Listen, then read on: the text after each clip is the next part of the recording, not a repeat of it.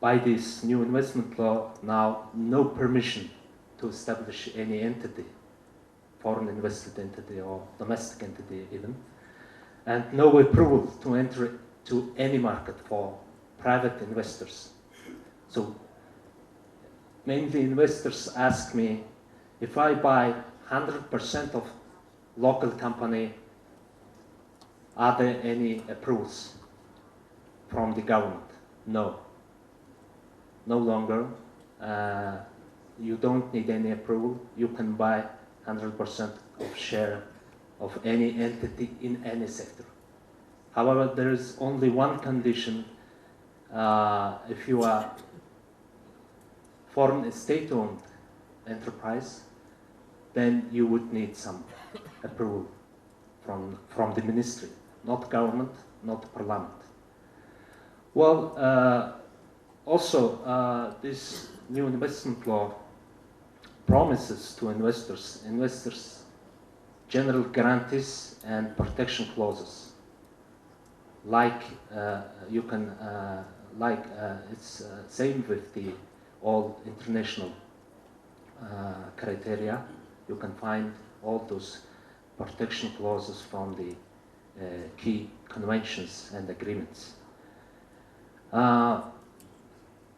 Also, there is a new institution to promote, to attract the FDI, to promote investment environment of Mongolia to investors, Invest Mongolia Agency, and also this law provides some tax stabilization mechanism into the market, and it has some diversification clauses in that. Just give you an example. Through this investment law, the bureaucratic procedure related to establishment of an entity reduced with 3 stages. So previously it used to take more than 60 days when you establish an entity here. Now it would take maximum 10 days, and you have just only 2 procedures to go. Again, investment guarantee or investors protection clause are included in this law, and at the moment, even in general term, Mongolia ranks 76 out of 185 economies by the Doing Business report, but of the performance in investors protection, it is 22nd. So I briefly mention about the international framework of Mongolia's status related to investment protection. So Mongolia was acceded to WTO in 1997. Then we are part of key conventions such as Washington Convention, Seoul Convention, and we have established a tax treaty agreement avoiding double taxation agreement with 30 countries. We have bilateral investment treaties with 43 countries, and at the moment we are negotiating first ever free trade agreement with Japan. It comes to the end, and also negotiating with the APTA, which is Asia Pacific Trade Agreement, to sustain our regional integration in terms of investment and trade. Just again, a brief information on tax system in Mongolia. Mainly we have 10% of tax system. Even we have 5% of customs duty, base of royalty, etc. But here it's important for, I think, to investors to take to utilize these opportunities related with tax incentives. So basically, when you implement any project, there are 4 key rooms you can apply for. So first one is new investment law provides you can get some tax stabilization certificate on 4 taxes: VAT, CIT, royalty, and customs duty. It's including domestic investors for everyone. Only we need to know what kind of project you have. And at the moment, the same is, so someone earlier mentioned that the minister, Sonompel, mentioned that energy equipments, when you import them, you will have a chance to nullify customs duty and VAT as well. So the next is, of course, we have some economic free zones. If you invest in those zones, you will have many tax incentives, including first 5 years, you don't pay anything. And on the top, again, the new investment law provides an opportunity to make investment agreement with the government.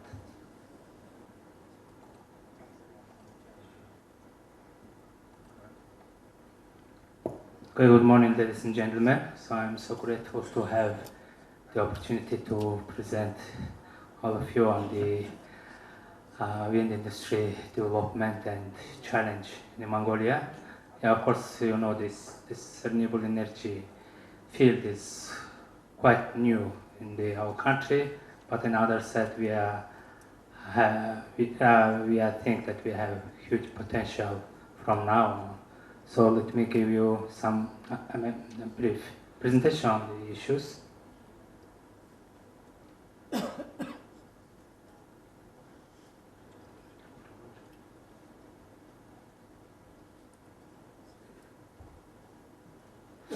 Okay, so I think many of you have seen a lot of times this map, and there is no doubt that Mongolia has huge potential on the renewable, especially on the solar and wind in the southern part of the country. So as you know, just theoretically, or we say that in the utility application basis, we can supply the whole China. So you know, in the world, the total production is around 20,000 gigawatt hour. So in order to compare that, we have around 5 gigawatt hour production in Mongolia. So China is now the biggest consumer of electricity, and it's almost having 10% of total production the world level. So you can imagine that how we have the potential on the renewable sources. And in other case, and in addition to that, Mongolia is very sparsely populated, especially in the southern part, which have more wind and solar resources. So it gave us to opportunity to have a big, the mega scale of solar and wind power plants in the southern country. And we have basically, compared to the many other countries, we are in kind of very, not in extreme weather condition. It's more favor to have constant and long-term electricity from wind and solar.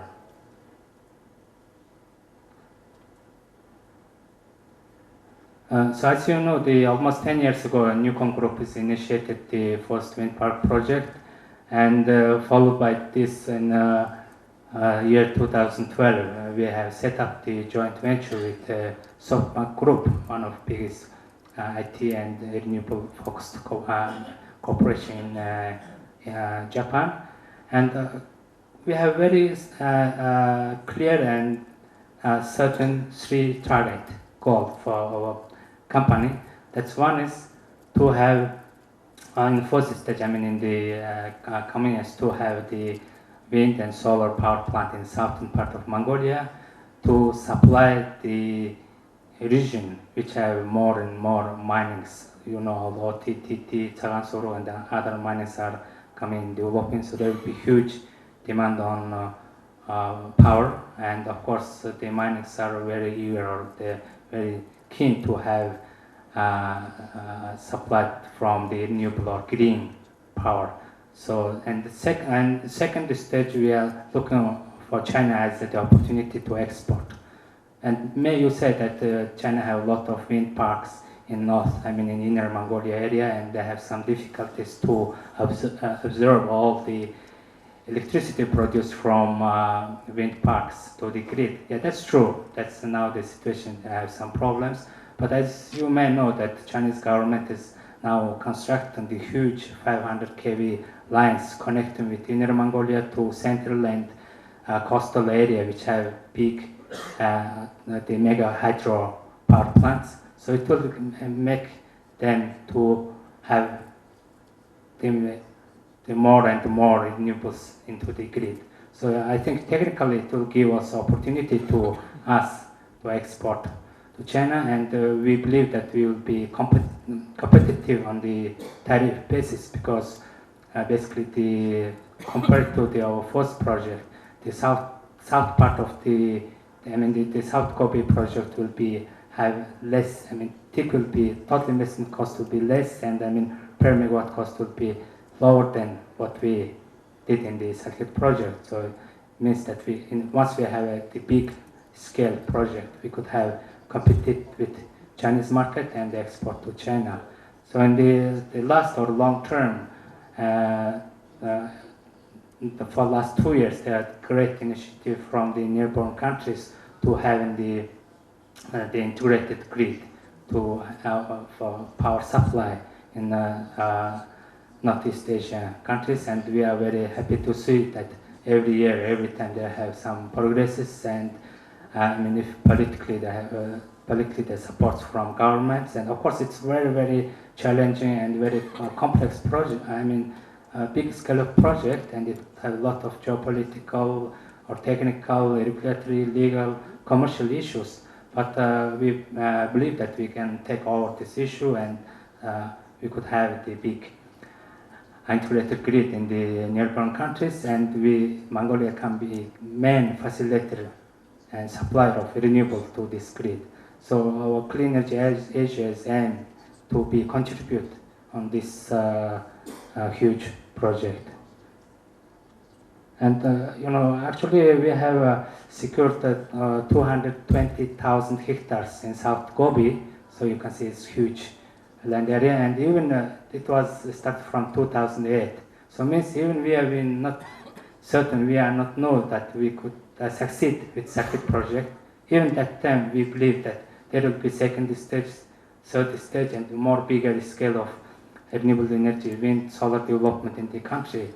So that's 5 years ago we started the wind resource assessment in the couple of swamps of South Gobi, near OTTT and center of the Gobi. And from last year we also started for solar measurement. So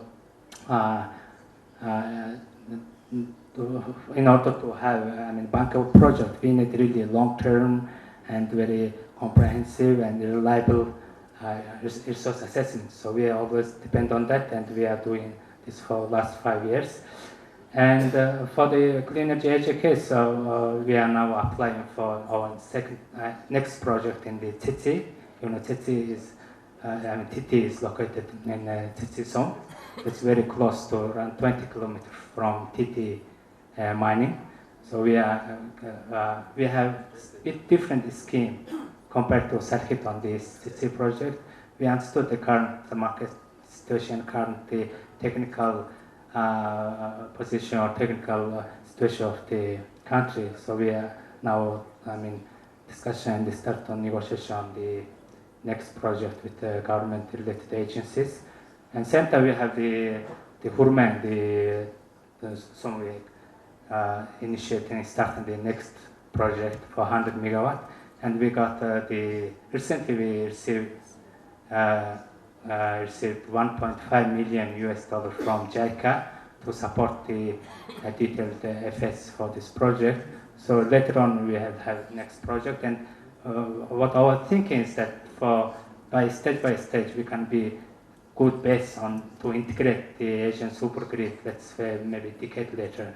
So we should be prepared on that. So that's our aim from as a private company, to cooperate and support and contribute on this.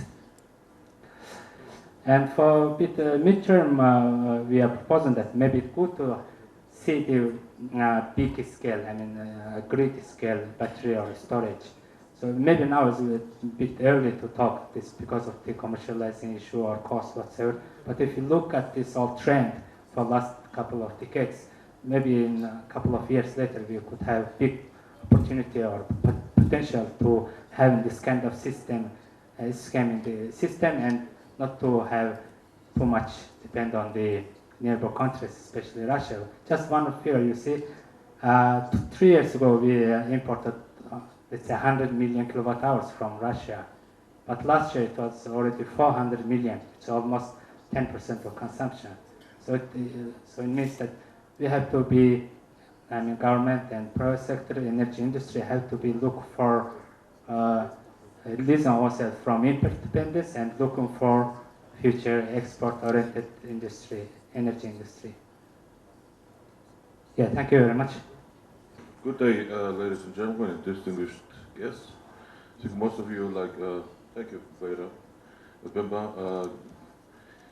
For those who's already working on project development and already started the investments, most of you are struggling with knowledge of legal environment, and you lose so much time on looking at the legal environment possibilities, how to invest in Mongolia, how to get along with the projects, and looking at the lessons learned from Sakit wind farm, etc. So, but mainly I'm obliged to go through the details once more, but it won't take so much time. So, next slide.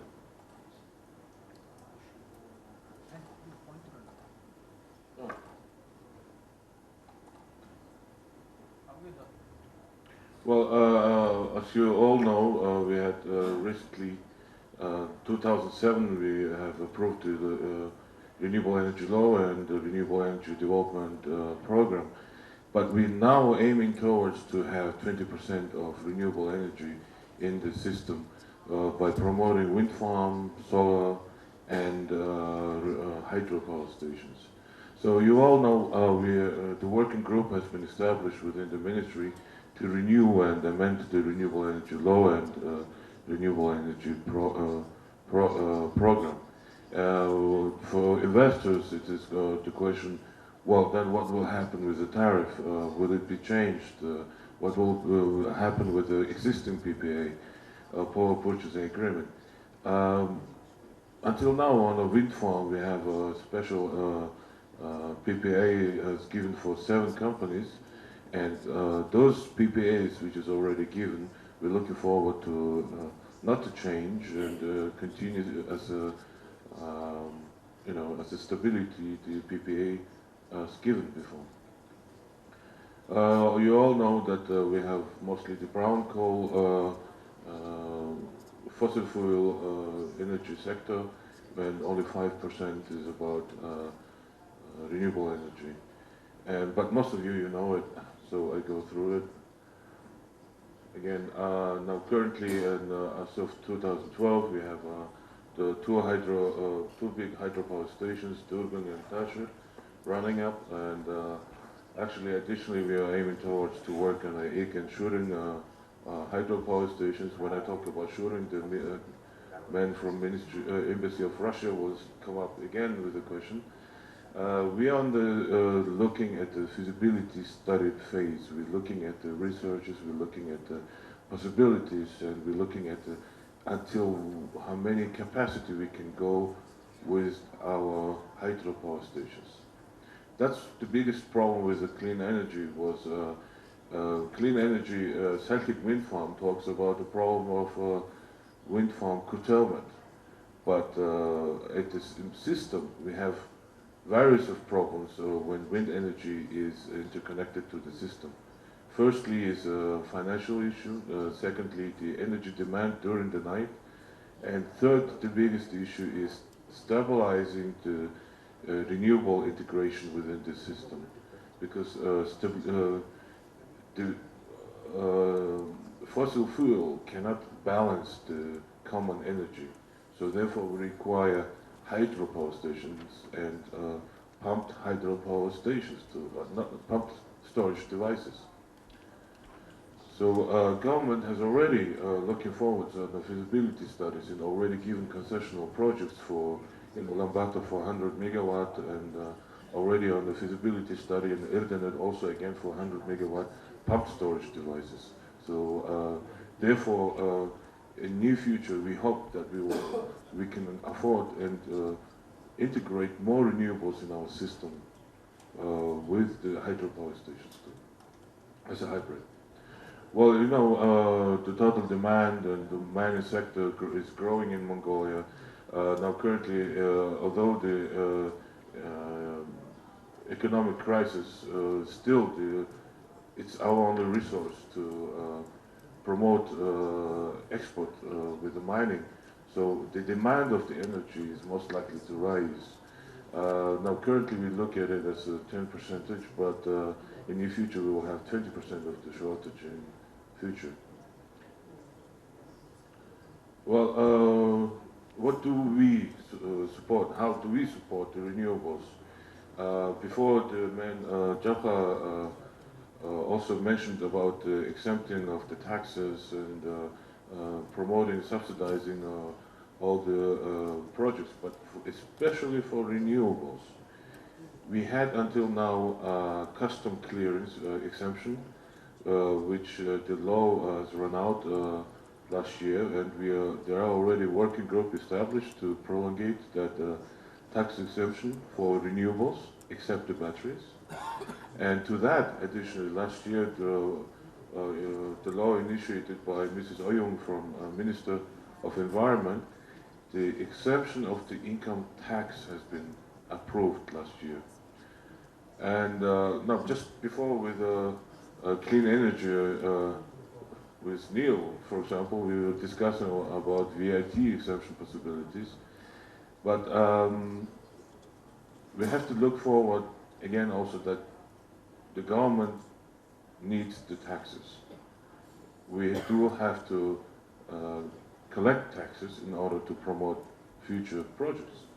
So as you know, custom exemption, income tax exemption, maybe the VAT exemption, but the additional taxes, there must come income to the state too.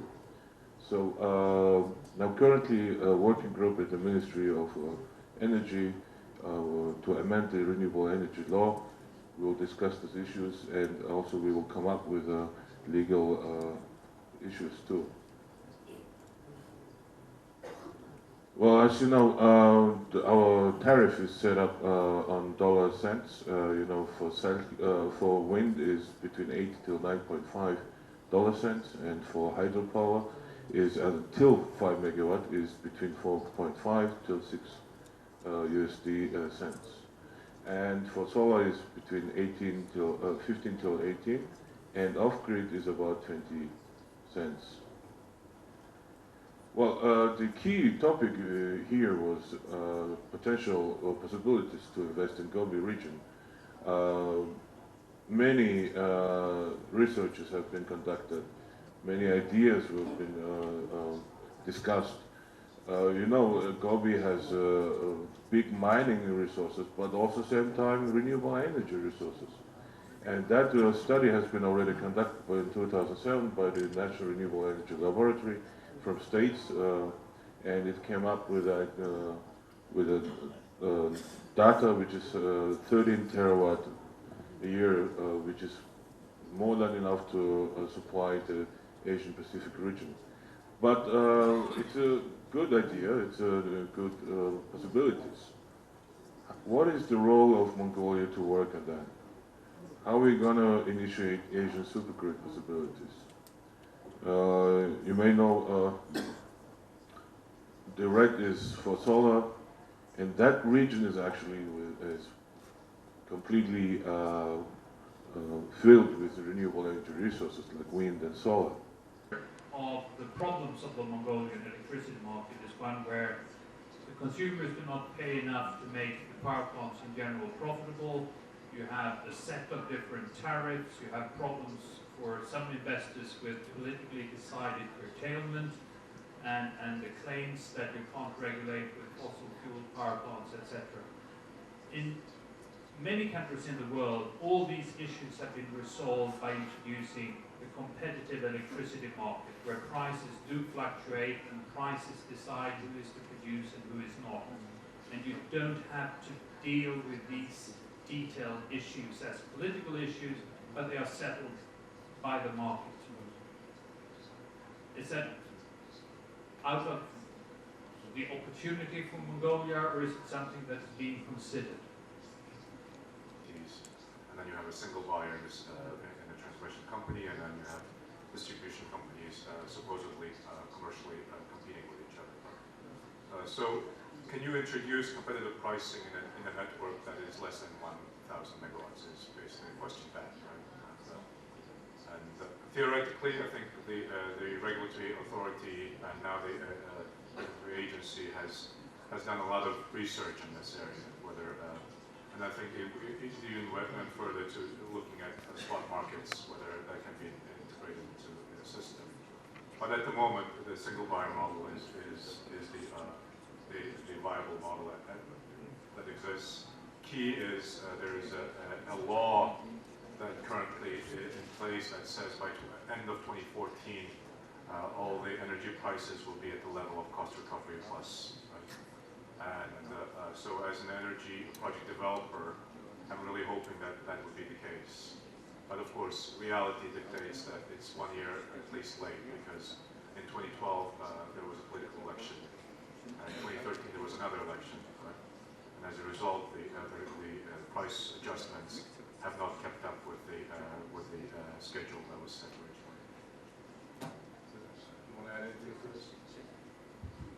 Thomas, where do you come from? Originally, I'm from Sweden, and I was part of the government commission that re-regulated the Nordic electricity market in the mid-1990s. So I've heard most of the arguments for or against, and I also have experience with a rather well-working spot market. Well, I saw that you come from Scandinavian countries, and therefore I want to refer the countries of Scandinavia is already using the network of offshore and onshore wind farm exchange on the daily basis, the electricity demand and supply system, and you have the multiple energy supplies. And these key issues have been also discussed in the Energy Security Summit now in Munich Security Council, whether the third supplies could be. Now, looking at the geopolitical sides, Germany, Europe has multiple neighbors and onshore and offshore possibilities for energy. But Germany is 80 million people, Sweden and Scandinavian country, there are also multiple demands already.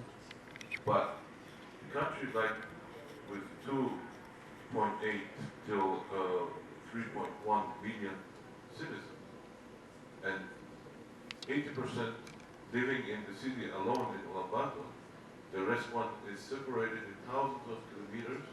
The system, one buying system, could work only here, although it's liberalized.